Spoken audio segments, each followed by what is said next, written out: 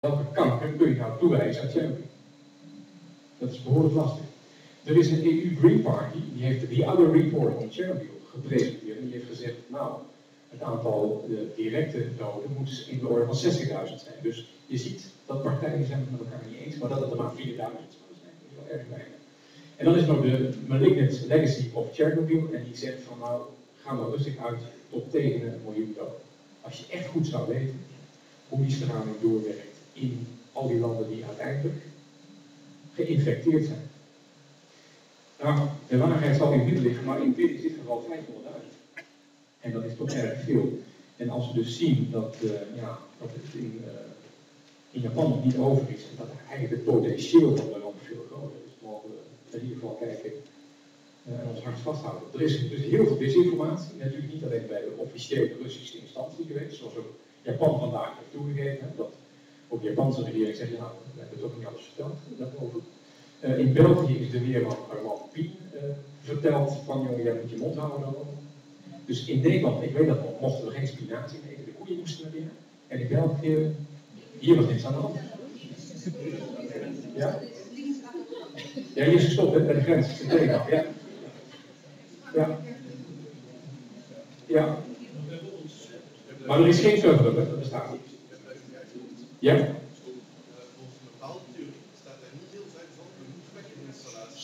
De hoed, dus je hebt, iedereen kent haar, maar wat de meeste mensen niet kennen is de hoedpacking-installatie. Die staat daar redelijk vlakbij in Oekraïne. En dat is een haak, maar dan verticaal gezet. En dat is officieel zogezegd een een soort van radarschild. Zogezegd om te kijken of er geen vliegtuig Rusland komt. Maar er zou zogezegd een ongeval geweest zijn met schelenreus. Ja, nee, dat is ook weer zo'n trein. Eenmaal de box open gaat, dan is Pandora om de hoek. Ja. Eventjes dan naar kijken, want de belangrijkste is oktober daar. En we gaan daar ook de komende dagen heel veel horen. Dat is dus dat jodium. En dat is ook de reden waarom mensen nu in China massaal jodium willen inslaan. Dus als je je schildklier maar met gezond jodium volkomt, komt dat radioactieve jodium wat vrijkomt bij deze soort ongelukken niet in die schildklier. Het is een theorie. Cesium, dat is 8 dagen half-leven. Dus ik weet niet of je dat weet, dat is een term die belangrijk is. Als je 1 kilogram radioactief materiaal hebt, na hoeveel tijd is de helft van het materiaal uitgewerkt qua radioactiviteit? Nou, als het heel kort duurt, dan is het een heel agressief goedje, maar dan heb je ook heel snel daar geen last meer van. Er zijn ook andere cesium-127, dat heeft een 30 jaar half-leven. Dan de woorden, 1 kilo cesium. Na een half jaar, na 30 jaar, dus de helft last van. Heel cru gezegd. Dus de volgende 30 jaar heb je nog een kwart over. En dan een achtste. En dan ben je 120 jaar verder. Dus dat is orde groot. Strontium 90 en plutonium 239, 28 jaar of 24.000 jaar halfwaardig. Met andere woorden, dat blijft wel heel erg lang rondzingen. Dat komt vrij. Ik heb vandaag nog het laatste nieuws over de ramp in.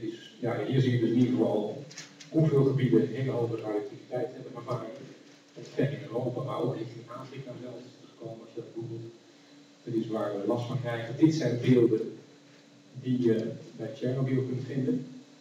Mensen die dus direct blootgesteld zijn aan zeer hoge stralingsdoses verbranden daarvan. Dat zijn de eerste gevolgen. En de rest is, ja jongens, generaties lang. Ik bedoel, ik hoop dat ik dat meisje nog kan overtuigen dat ze iets meer moet nadenken over dat de mensheid toch heel weinig met straling moet willen hebben. Een fotograaf, Paul Fusco, heeft een nogal aangrijpende serie foto's gemaakt van de wielkinderen in en rond Chernobyl. Dat willen we eigenlijk allemaal een soort ironie. Nou, Fukushima dan. Deze beelden kent u allemaal.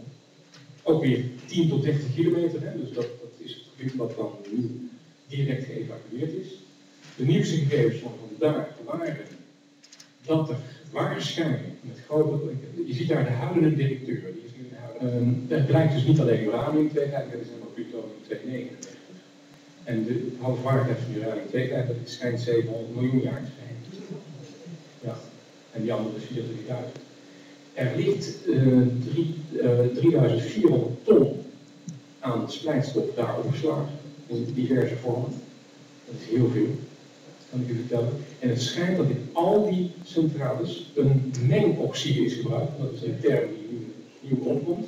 Dat is een combinatie van uranium-235 en plutonium-239. En dat is een soort opgewerkt spul, waardoor het leven van splijtselstaat dus verlengd kan worden, opgewerkt kan worden.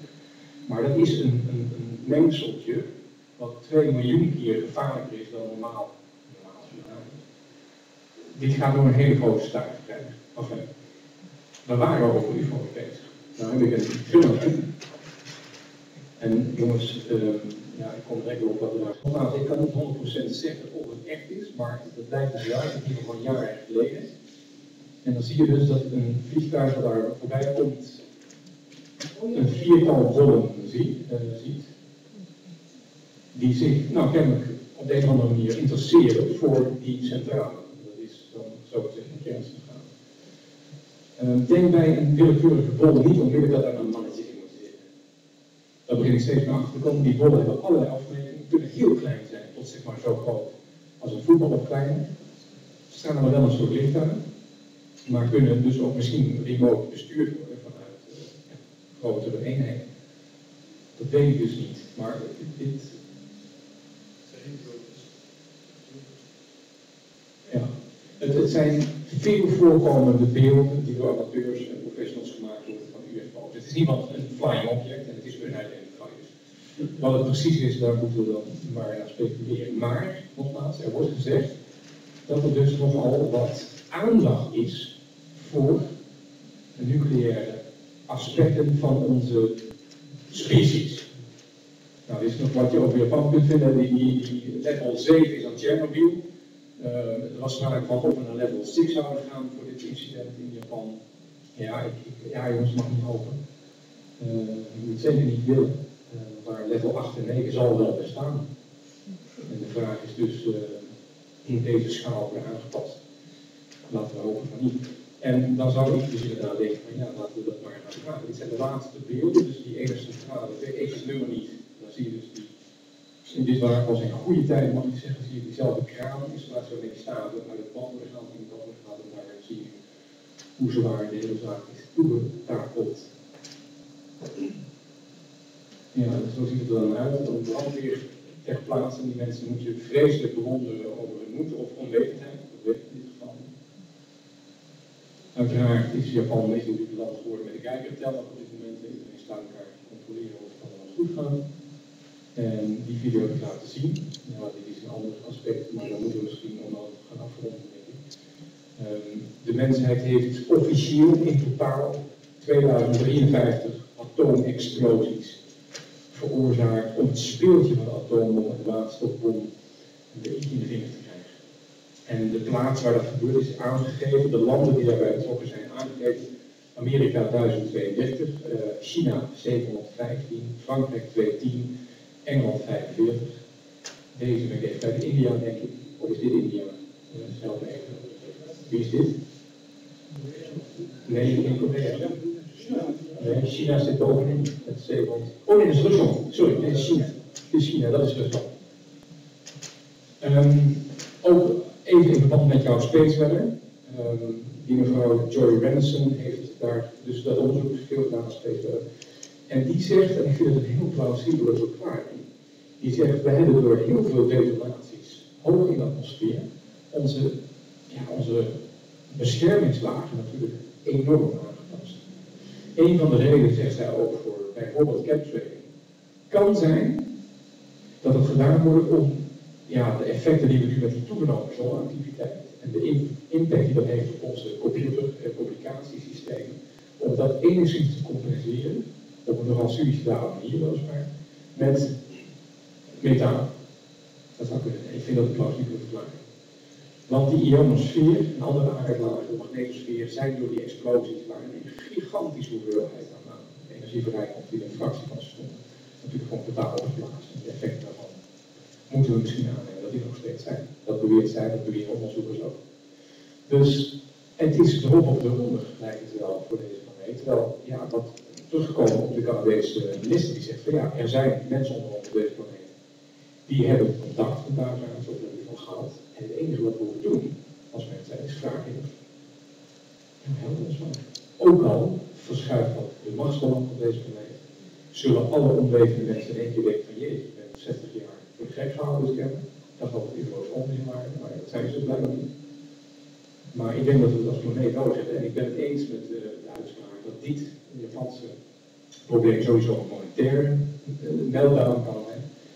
Dat we niet hopen dat het een echte letterlijke meltdown in de zin van nucleaire problemen gaat worden, maar dat dit misschien een trigger kan zijn van een veel grotere bewustzijn. En volgens mij is het volk daar dan aan op en kunt u vragen stellen. Kijk naar deze. Maximaal van die Maurice is het maken, dus natuurlijk. En in de kroeg zitten we ook weer. Hoe laat is het? Echt waar? Ik laat Peter even modereren, dan kan ik lekker zo achterover gaan en zo. Ja, daar achteraan.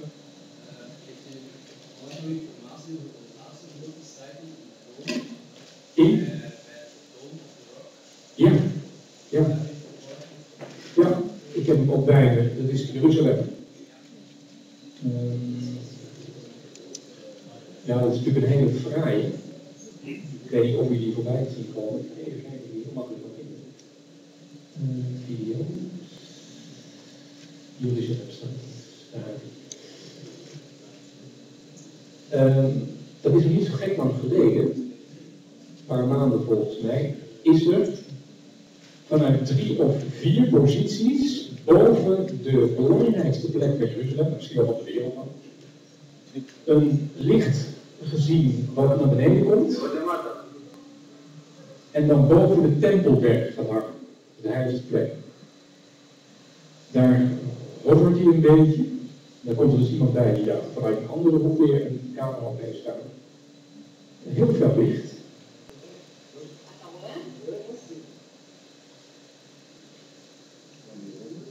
En dan gebeurt er iets aparts.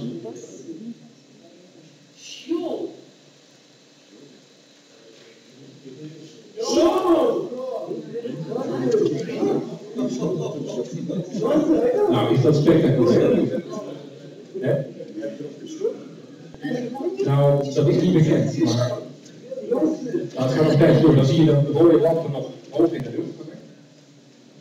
Spectaculair. Als je Jeruzalem UFO doet, dan kun je het nog 10 keer bekijken om te zeggen van ja, is het nou echt of niet? Ik durf dus geen uitspraak over doen. Wie stelt de vraag? Maar jij stelt de vraag, maar waarom? Ja?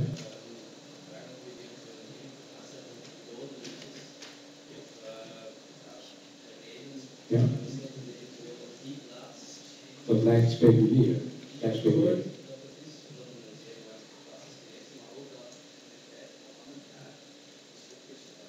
Ja? Weet je hebt helemaal gelijk. En al die dingen circuleren dan. Er zijn mensen uiteraard die onmiddellijk bij zijn zeggen dat is een hoax. En dus iemand heeft vanuit 2 posities beelden gemaakt en daar later iets ingekust van een soort flits en een lampje heen door. Dat is ook heel makkelijk gezegd. Ja, 4 kop. Ik liet er hier niet zien. Ik vind het een mooie site. Dus ik geloof dat het echt zou kunnen zijn. Ik kan het op geen mogelijkheid bepalen. En dat geldt voor ons allemaal. Daar moeten we dat mee doen. En dat is meteen ook de catch-22 van het hele fenomeen. Dus waar ik mijn gezag aan wil ontnemen, en ook bij deze lezing zeg maar wil vragen van nou, als u er niet in gelooft of denkt dat het onzin is, ga dan eens echt goed naar betrouwbare getuigen op zoek die het verhaal hebben. En dan probeer daar iets mee verder te komen. Zo.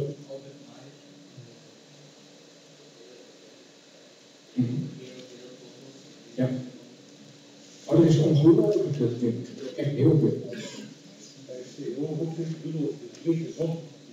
China, die zijn geweest is, maar sommigen zeggen wel dat is die provincie, weet ik niet, die was gevangenisplaats gekomen, andere gaan de richting van die boeren.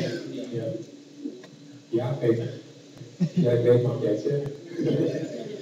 Jongens, mijn persoonlijke gevoel is het feit ook dat ik niet ontslaag.